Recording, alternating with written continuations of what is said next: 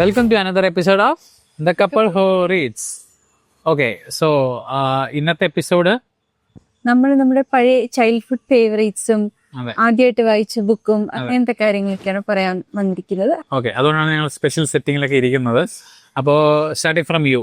Okay, അത് മാത്രല്ല പക്ഷെ ഒരു സ്പെഷ്യൽ ഒരു ഓപ്പർച്യൂണിറ്റി കൂടെ ഉണ്ട്. മേ ബി അത് സൺഡേ ഇറങ്ങുന്ന വീഡിയോയിൽ നമ്മൾ അതിനെക്കുറിച്ച് ഡീറ്റെയിൽ ആയിട്ട് പറയും. നിങ്ങൾക്ക് എഴുത്തിനോടൊക്കെ താല്പര്യമുള്ളവരാണെങ്കിൽ too good to be true എന്ന് തോന്നുന്ന രീതിയിലുള്ള ഓപ്പർച്യൂണിറ്റി ആയിരിക്കും അടുത്ത വീഡിയോയിൽ പറയുന്നത്. അത് സൺഡേ ആയിരിക്കും നമ്മൾ എയർ ചെയ്യുന്നത്. ഓക്കെ, സോ നമ്മുടെ ഇന്നത്തെ ഫ്രൈഡേ വീഡിയോ സ്റ്റാർട്ടിങ്. അപ്പോൾ ദീപ്തിയുടെ ജീവിതത്തിൽ വായന തുടങ്ങിയത് എപ്പോഴാണ് എന്നുള്ളതൊക്കെ ദീപ്തി പറയും. അത് കഴിഞ്ഞ് ഞാൻ പറയാം. ഞാൻ ആദ്യമായിട്ട് അമ്മ എനിക്ക് വായിച്ചു തരുമായിരുന്നു. അമ്മ എവിടെയോ ഒക്കെ പോയി പഴയ ബാലരമയെ കളക്ട് ചെയ്തെന്ന് വെച്ചാൽ നമ്മുടെ ഇപ്പോഴത്തെ പോലത്തെ കളർഫുൾ ബാലരമയൊന്നും അല്ല, കുറച്ച് മറ്റേ കുട്ടൂസിൻ ഡാഗ്നിയൊക്കെ കറുത്ത ഉടുപ്പൊക്കെ ഇട്ട്. നീ വായിച്ചിട്ടുണ്ടോ അങ്ങനത്തെ? ഇല്ല. അങ്ങനത്തെ കുറച്ചുകൂടെ നല്ല കഥകളായിരുന്നു ഇപ്പോഴത്തെക്കാട്ട്. എല്ലാവരും കറുത്തെടുപ്പൊക്കെ ഇട്ട് ഗ്രീനിഷ് പേജസ് ഒക്കെ തോന്നുന്ന രീതിക്കുള്ള ഒരു ബാലരമയായിരുന്നു. പക്ഷെ നല്ല കഥയൊക്കെയായിരുന്നു. ബാലരമയാണ് താങ്കളുടെ ബാലരമയാണ് തുടങ്ങിയത്. അത് കഴിഞ്ഞിട്ട് അമ്മ ഇങ്ങനെ രാത്രി കിടക്കുമ്പോ കഥയൊക്കെ പറഞ്ഞു തരുമായിരുന്നു. കഥ പറഞ്ഞു ഞാൻ ഉറങ്ങണവരെങ്ങനെ കഥ പറഞ്ഞുകൊണ്ടേ. പിന്നെ ഞാനൊരു 4 വയസ്സൊക്കെ ആയപ്പോഴത്തേക്കും വീട്ടിൽ കളിക്കുടുക്ക വരുത്തി തുടങ്ങി. കളിക്കുടുക്ക അതും ആദ്യമൊക്കെ എനിക്ക് വായിക്കാൻ അറിഞ്ഞൂടായിരുന്നു. അതിനകത്ത് ഇംഗ്ലീഷ് കഥകളൊക്കെ അമ്മ വായിച്ചു തരുമായിരുന്നു. മലയാളം കഥകൾ അമ്മ ഇങ്ങനെ കാണിച്ചൊക്കെ എല്ലാം ഇംഗ്ലീഷും മലയാളവും ഒക്കെ അമ്മ ഇങ്ങനെ വായിച്ചു തരുമ്പോഴത്തേക്കും എനിക്ക് ആ വേർഡ്സിനോട് ഞാൻ ഫെമിലിയർ ആവുകയൊക്കെ ചെയ്യുമായിരുന്നു. അച്ഛന്റെ ഫ്രണ്ട് പറഞ്ഞില്ലേ നീ കഥ. എന്നിട്ട് ഇങ്ങനെ അമ്മ ഇങ്ങനെ എല്ലാ കഥകളും വായിച്ച് മറിച്ച് അങ്ങനെ ഒരേ കഥ തന്നെ കുറെ പ്രാവശ്യം വായിച്ചു. എനിക്കാണെങ്കിൽ റിപ്പീറ്റഡ് ആയിട്ട് കേൾക്കാൻ ഭയങ്കര ഇഷ്ടം. അപ്പൊ അച്ഛന്റെ ഫ്രണ്ട്സ് ഒക്കെ വരുമ്പോഴത്തേക്കും ഞാൻ അവരുടെ കൂടെ പോയിരുന്നു. ഞാൻ ബുക്ക് തുറന്നു വെച്ചിട്ട് ഞാൻ അങ്ങ് വായിച്ചു തുടങ്ങും. വായിക്കുമ്പോൾ കറക്റ്റ് സ്ഥലത്തൊക്കെയാണ് മറിക്കണമെന്നൊക്കെ പറഞ്ഞു. കാരണം 100 പ്രാവശ്യം കേട്ടിട്ടില്ല എവിടെയാ മറിക്കുന്നതെന്ന്, ലാസ്റ്റ് ഡയലോഗ് എന്താന്നൊക്കെ എനിക്ക് കറക്റ്റ് ആയിട്ട് അറിയാം. അങ്ങനെ അവിടുന്ന് പിന്നെ കുറച്ച് കഴിഞ്ഞ് അപ്ഗ്രേഡ് ആയി, ബാലരമയായി. എല്ലാ ഫ്രൈഡേ അമ്മ മറ്റേ തലേണ റെഡി കൊണ്ട് വെച്ച് തരുമായിരുന്നു. ഞാൻ എണീക്കുമ്പോൾ തലേണ പൊക്കി നോക്കുമ്പോൾ എനിക്ക് ഒന്നോട് ആഗ്രഹമുണ്ട് അങ്ങനെ ചെയ്യുന്ന. 100 പ്രാവശ്യം ചെയ്തു തരണം. ബാലരമ വരുത്തിയിട്ട് എനിക്ക് തലേണയുടെ അടിയിൽ ഇങ്ങനെ വെച്ച് തരണം. അപ്പൊ ഞാൻ എണീറ്റ് ഇങ്ങനെ കണ്ണ് തുറക്കുമ്പോൾ തലേണ മാറ്റും ബാലരമ അങ്ങനെ. അപ്പൊ അങ്ങനെയൊക്കെയായിരുന്നു. ആക്ച്വലി എനിക്ക് തോന്നുന്നു കുറെ പേർക്ക് ഇത് റീകണക്ട് ചെയ്യാനും ഈ പറഞ്ഞ പോലെ റീകളക്ട് ചെയ്യാനും ഒക്കെ പറ്റുമായിരിക്കും. കാരണം എനിക്ക് തോന്നുന്നു ഒരു വായനക്കാരൻ അല്ലെങ്കിൽ ഒരു വായനക്കാരി ഉണ്ടാകുന്നത് പല സന്ദർഭങ്ങളിലൂടെയാണ് അല്ലേ. ആരും ഈ പറഞ്ഞ പോലെ വായനയോടുള്ള ഇഷ്ടം ഒരു സുപ്രഭാതത്തിൽ തുടങ്ങണം എന്നില്ല. അപ്പൊ അത് ഗ്രാജുവലി ഓരോ സ്റ്റെപ്പ് ബൈ സ്റ്റെപ്പാന്നുള്ളതിന്റെ ഏറ്റവും വലിയ എക്സാമ്പിളാണ് ദീപ്തി പറഞ്ഞത്. എനിക്കും രസകരമായിട്ടുള്ള സംഭവങ്ങളുണ്ട്. പിന്നെന്തൊക്കെയാ അറിയുന്നില്ലേ? ഞാൻ പറഞ്ഞാൽ കംപ്ലീറ്റ് ആയിട്ട് പറയാം. അപ്പൊ ബാലരമ വരെത്തി. അത് കഴിഞ്ഞിട്ട് പിന്നെ അമ്മ എനിക്ക് ബർത്ത്ഡേക്കൊക്കെ ഗിഫ്റ്റ് ആയിട്ടൊക്കെ ഓരോ ബുക്സ് ഒക്കെ വാങ്ങി തരുമായിരുന്നു. കടയിൽ കൊണ്ടുപോയി ഇഷ്ടമുള്ള ബുക്കൊക്കെ വാങ്ങിച്ചു തരുമൊക്കെ ചെയ്യുമായിരുന്നു. അങ്ങനെ ഞാൻ അവിടെ നിന്ന് ഇപ്പൊ എനിക്ക് തന്നെ വായിക്കാറായി. ഒരു 5 വയസ്സൊക്കെ ആയപ്പോ കുറച്ചൊക്കെ വായിച്ചു തുടങ്ങി. 6 വയസ്സായപ്പോ നല്ല പോലെയൊക്കെ വായിച്ചു തുടങ്ങി. അങ്ങനെ വായിച്ച് ഹാരി പോട്ടറിന്റെ അത് കഴിഞ്ഞിട്ട് പിന്നെ ഓർമ്മിച്ചു തന്നേ. ഞാൻ അത് കഴിഞ്ഞിട്ട് കുറച്ച് കഴിയുമ്പോഴത്തേ എനിക്ക് വിഷുക്കൈ നീട്ടം എല്ലാം കിട്ടണതും ആരെങ്കിലും ചുമ്മാ വരുമ്പോഴത്തേക്കും എന്താ മോളെന്തേലും വാങ്ങിച്ചോ എന്നൊക്കെ പറഞ്ഞ് എന്തെങ്കിലുമൊക്കെ തരുമല്ലോ. അപ്പൊ അതെല്ലാം കൂടെ കളക്ട് ചെയ്ത് കൂട്ടി വെച്ച് പൈസ ആകുമ്പോഴത്തേക്കും ആവശ്യത്തിന് പൈസ ആകുമ്പോൾ ഞാൻ ആദ്യമായിട്ട് വാങ്ങിച്ചു തുടങ്ങിയത് ഹാരി പോട്ടർ ബുക്സ് ആണ് 9 വയസ്സൊക്കെ ആയപ്പോൾ. അതിന് മുന്നേ ഞാൻ ചെടി വേറോ അതും ഇതൊക്കെയാ വാങ്ങിച്ചോണ്ടിരുന്നത്. അത് കഴിഞ്ഞിട്ട് ഞാൻ ഹാരി പോട്ടർ ഫസ്റ്റ് ബുക്ക് വാങ്ങിച്ചു. അങ്ങനെ കളക്ട് ചെയ്ത് വെച്ചിട്ട് ലാസ്റ്റ് ബുക്ക് വരെ എൻ്റെ സ്വന്തം പൈസക്ക് ഞാൻ വാങ്ങിക്കുകയൊക്കെ ചെയ്തു. ആദ്യം അമ്മ മാത്രമായിരുന്നു എനിക്ക് വാങ്ങിച്ചു തന്നുകൊണ്ടിരുന്നത്. ഞാൻ 12th കഴിഞ്ഞപ്പോഴത്തേക്ക് ഞാൻ ഡിഗ്രിക്ക് ലിറ്ററേച്ചർ എടുത്തപ്പോൾ അച്ഛനും മനസ്സിലായി ഞാൻ സീരിയസ് ആയിട്ടാണ് നമുക്ക് പറഞ്ഞിട്ടുള്ളതെന്ന് അച്ഛനും മനസ്സിലായി. അങ്ങനെ അപ്പൊ അച്ഛനും വാങ്ങിച്ചു തന്നു തുടങ്ങി ബുക്സ്. അച്ഛൻ വാങ്ങിച്ചിരുന്നൊക്കെ ഗ്രാൻഡ് ആയിട്ട് വാങ്ങിച്ചിരുന്നു. ഒരു ബുക്ക്, ഒരു സീരീസിലെ ഒരു ബുക്കൊക്കെ വാങ്ങിക്കാനായിട്ട് കടയിൽ പോകുന്നു, ബോക്സ് സെറ്റ് ആയിട്ട് ചിരിച്ചുകൊണ്ട് തിരിച്ചു വരുന്നു. അങ്ങനെയൊക്കെയായിരുന്നു അച്ഛൻ വാങ്ങിച്ചിരുന്നു ബുക്സ്. അങ്ങനെ എനിക്ക് കിട്ടുന്നത് ഞാൻ വാങ്ങിക്കുന്നതും അമ്മ വാങ്ങിക്കുന്നതും അച്ഛൻ വാങ്ങിക്കുന്നതും ഒക്കെ ആയിട്ട് നല്ല കളക്ഷൻ ഉണ്ടായി. ഞങ്ങളുടെ മോൾക്ക് വേണ്ടി ഞങ്ങള് ഇപ്പോഴേ കളക്ട് ചെയ്ത് തുടങ്ങി. ഇപ്പോ കാരണം ചില ബുക്കുകൾ കിട്ടാനില്ല, ഞങ്ങൾ ചെറുതായിരുന്നപ്പോ ഉണ്ടായിരുന്നൊക്കെ. അപ്പൊ അത് കളക്ട് ചെയ്യാൻ തുടങ്ങി. കുറച്ച് കളക്ഷൻസ് ഉണ്ട്. അത് എനിക്കൊന്ന് ഈ എപ്പിസോഡ് അല്ലെങ്കിൽ അടുത്ത എപ്പിസോഡ് നമ്മൾ ലാസ്റ്റ് ഈ സെഗ്മെന്റ് അല്ലേ ലാസ്റ്റ് നമ്മൾ പറയാം. അപ്പോൾ എൻ്റെ കാര്യം പറയട്ടെ.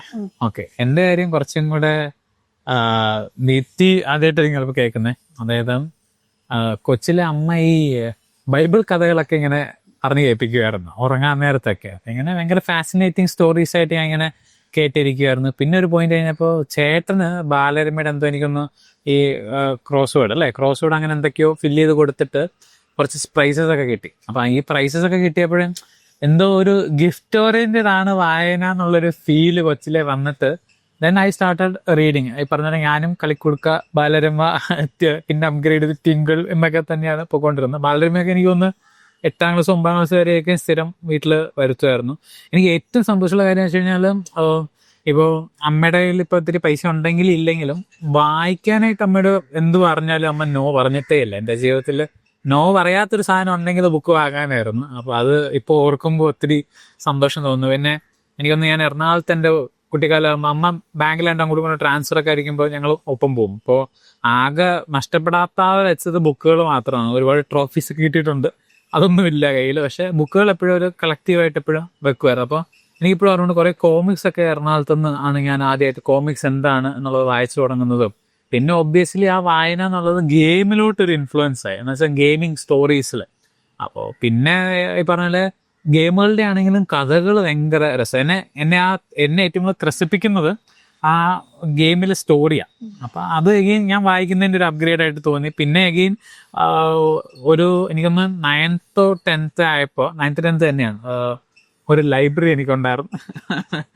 കിഡ്സ് വണ്ടർല എന്നും പറഞ്ഞോണ്ടാണ് അത് മറ്റേ വണ്ടർല തീം പാർക്ക് കേട്ടപ്പോഴാണ് കിഡ്സ് വണ്ടർലാൻഡ് എന്ന് പറഞ്ഞുകൊണ്ട് ഞാൻ ഒരു ലൈബ്രറി തുടങ്ങി. എന്നിട്ട് ലൈബ്രറി കാർഡ് തന്നെ ഞാൻ തന്നെ സെറ്റ് ചെയ്ത് ക്ലാസ്സിൽ പഠിക്കുന്നവരെ കൊണ്ടൊക്കെ മെമ്പർഷിപ്പ് പിടിപ്പിച്ച് അവന്മാർ ബുക്കുകൾ കൊണ്ടുപോയിട്ട് ഇതുവരെയും തിരിച്ചു തന്നിട്ടില്ല. അങ്ങനെ ലൈബ്രറി പൊട്ടിപ്പോയി. അതൊരു കാര്യം അതിനിടയ്ക്ക് ഞാൻ ആർക്കും എന്റെ ഒരു ബുക്കും കൊടുക്കാറില്ല, തൊടാൻ പോലും കൊടുക്കാറില്ല. ഞാൻ അതിന്റെ മുകളിൽ എഴുതി വെച്ചിട്ടുണ്ട് പ്ലീസ് ടു നോട്ട് ടച്ച് എന്നൊക്കെ. ഞാനിപ്പോ വീട്ടിലുള്ളവർക്ക് മാത്രം, അതിന്റെ പുറത്തുള്ള ആർക്കും ഞാൻ ഇതുവരെ കൊടുത്തിട്ടില്ല. എല്ലാവർക്കും എന്നെ സെൽഫിഷ് എന്ന് തോന്നിരിക്കും. പക്ഷെ ഞാൻ കൊടുത്ത ബുക്സ് ഒന്നും എനിക്ക് പഴയ പോലെയല്ല തിരിച്ചു കിട്ടിയിട്ടില്ല. അപ്പൊ അത് കാണുമ്പോൾ പിന്നെ ഭയങ്കര വിഷമമാണ്. മനസ്സിലായി. പിന്നെ ഈ സൺഡേ എപ്പോഴും എൻ്റെ അനിയൻ കസിൻ്റെ വീട്ടിലോട്ട് പോവും, അമ്മയുടെ ബ്രദറിൻ്റെ വീട്ടിലോട്ട്. അപ്പോൾ അന്നത്തെ ആക്ടിവിറ്റീസ് കഴിഞ്ഞ് തിരിച്ച് വൈകുന്നേരം വീട്ടിലോട്ട് പോകുമ്പോൾ സ്റ്റാച്യൂലൊരു കടയുണ്ടായിരുന്നു. അവിടെ ആർച്ചീസ് കിട്ടും. ആർച്ചീസിൻ്റെ കളക്ഷൻ ഇഷ്ടം പോലെ ഉണ്ട്. അപ്പോൾ ഭയങ്കര വിലയാണ്. എന്ന് വെച്ചാൽ 80 രൂപ എന്ന് പറഞ്ഞു കഴിഞ്ഞാൽ ഭയങ്കര പ്രൈസിങ് ആയിരുന്നു. പക്ഷെ എനിക്കൊന്നും ഇപ്പോൾ 80 രൂപയ്ക്കൊന്നുമില്ല, അതിൻ്റെ പ്രൈസിങ് തന്നെയാണ് ഇപ്പോഴും അതിനുള്ളത്. അപ്പൊ അത് സ്ഥിരം വാങ്ങുമായിരുന്നു. അങ്ങനെ ഓട്ടോയ്ക്കൊക്കെ 5 രൂപ മിനിമം ഉള്ള കാലം 5-6 രൂപ. അതെ. അപ്പൊ എനിക്കൊന്ന് ആർക്കോട് ഒരു പ്രാവശ്യം അമ്മ പറഞ്ഞു നെക്സ്റ്റ് ടൈം വാങ്ങിച്ചാൽ പോരെ എന്ന്. അങ്ങനെ നെക്സ്റ്റ് ടൈം വാങ്ങുകയും ചെയ്ത് ആ നെക്സ്റ്റ് ടൈം വാങ്ങിച്ചപ്പോൾ ഷീ മെയ്ഡ് ഷുവർ രണ്ട് കോപ്പി വാങ്ങാനായിട്ട് സമ്മതിച്ചു. ഒരെണ്ണം വലിയ വോളിയുള്ളായിരുന്നു. അത് വാങ്ങിച്ച ഉടനെ വീട്ടിൽ ചെന്നിരുന്നിട്ട് വായിച്ചു തുടങ്ങുക ഒരു പകുതി മുക്കാലും ആയിട്ടായിരുന്നു ഞാൻ വെച്ചോണ്ടിരുന്നത്. അപ്പോൾ ശരിക്കും എനിക്കൊന്ന് കോളേജ് വൈസ് ആയപ്പോഴാണ്, ദീപ്തി ഡിഗ്രിയാണ് പോയെങ്കിൽ ഞാൻ സയൻസ് പോയോണ്ടായിരിക്കാം, കോളേജ് സമയമായപ്പോഴാണ് എൻ്റെ വായന കുറഞ്ഞു പോയത്. പിന്നെ എഗെയിൻ യൂണിവേഴ്സ് തിരിച്ച് ആ ലോകത്തോട്ട് എന്നെ കൊണ്ടുവരിക ചെയ്തത്. അപ്പോൾ ഓർക്കാനാണെങ്കിൽ പറഞ്ഞാൽ കുറേ ഓർമ്മകളുണ്ട് ഒരു വായനക്കാരൻ എന്നെ ആക്കിയതിൻ്റെ കാരണമായിട്ട്. അതിൽ ഒരുപാട് പേരോട് ഒത്തിരി പേര് എനിക്ക് വായന ഇഷ്ടമാണെന്ന് പറഞ്ഞിട്ട് അവരുടെ വീട്ടിലെ സ്ഥലം ഒഴിവാക്കാൻ വേണ്ടിയായിരിക്കും എനിക്ക് കുറേ തരാറൊക്കെയുണ്ട്. അങ്ങനെ എനിക്ക് ടിങ്കിളിൻ്റെയൊക്കെ 1 സെറ്റ് കളക്ഷൻസ് ഒക്കെ ഉണ്ടായിരുന്നു. അങ്ങനെ കിഡ്സ് വണ്ടർലാൻഡ് കൊച്ചിലെ ഒരു ഓൺട്രപ്രണർ ആകാനായിട്ടായിരുന്നു ആഗ്രഹം എന്നുള്ളതിൻ്റെ ഏറ്റവും വലിയ എക്സാമ്പിൾ ആയിരുന്നു കിഡ്സ് വണ്ടർലാൻഡ് ലൈബ്രറി. നമുക്ക് ഇനി ഒന്നും കൂടെ തുടങ്ങിയാലോ ഒരു ലൈബ്രറി. ഈ പറഞ്ഞ ദീപ്തി ബുക്ക് കൊടുക്കൂല എന്നുള്ളൊരു പ്രൊവിഷൻ ഉള്ളിടത്തോളം കാലം ഞങ്ങൾ എന്തായാലും ലൈബ്രറി തുടങ്ങാൻ പോകുന്നില്ല. ഓക്കെ, സോ ഇതാണ് ഞങ്ങളുടെ രണ്ടുപേരുടെയും അല്ലേ ഒരു വായന തുടക്കം, വായന ലോകത്തോട്ടുള്ള ഞങ്ങളുടെയൊക്കെ തുടക്കം. അപ്പോൾ നിങ്ങൾക്കും അങ്ങനെ ഓരോ തുടക്കങ്ങളുണ്ടാകും, രസകരമായിട്ടുള്ള തുടക്കങ്ങൾ അങ്ങനെ എന്തെങ്കിലുമൊക്കെ ഉണ്ടെങ്കിൽ കമന്റ് ചെയ്യുക. സോ നമുക്ക് കമന്റിന് റിപ്ലൈ ആയിട്ട് സംസാരിക്കാം. പിന്നെ ഒരുപാട് പേര് ഞങ്ങളുടെ ഈ വീഡിയോ ഒത്തിരി പേഴ്സണലി ഇഷ്ടമുള്ള ആൾക്കാരൊക്കെ ഇത് എൻജോയ് ചെയ്യുന്നെന്ന് കേൾക്കുമ്പോൾ ഒത്തിരി സന്തോഷമുണ്ട്. അപ്പോൾ അവരുടെയും കൂടെയൊക്കെ റിക്വസ്റ്റ് കാരണമാണ് ഇങ്ങനെ വായന എങ്ങനെയാണ് തുടങ്ങി എന്നുള്ളൊരു വീഡിയോ ചെയ്യാമെന്ന് ഞങ്ങൾ വിചാരിച്ചത്. ഓക്കെ, സോ ഈ പാട്ട് നമുക്ക് ഇവിടെ നിർത്തിയിട്ട് നമുക്ക് ഇനി അടുത്ത ഈ എപ്പിസോഡിന്റെ അടുത്ത പാർട്ടിൽ നമുക്ക് ഞങ്ങൾ ചെറുതിൽ എൻജോയ് ചെയ്ത കുറച്ച് ബുക്സ് ഒക്കെ ഞങ്ങൾ കൊണ്ടുവന്നിട്ടുണ്ട്, അത് ഇൻട്രൊഡ്യൂസ് ചെയ്യാം. പിന്നെ അത് മാത്രമല്ല, ഞങ്ങൾ ആദ്യം പറഞ്ഞ ആ സംഭവത്തിനെ കുറിച്ച് നമുക്ക് സംസാരിക്കാം. അതെ, എഴുത്തും വായനയൊക്കെ ഇഷ്ടപ്പെടുന്നവർക്കൊരു വലിയൊരു ഓപ്പർച്യൂണിറ്റി നിങ്ങൾ വെയിറ്റ് ചെയ്യുന്നുണ്ട്. So stay tune to Sunday, second video. Bye. So, Bye.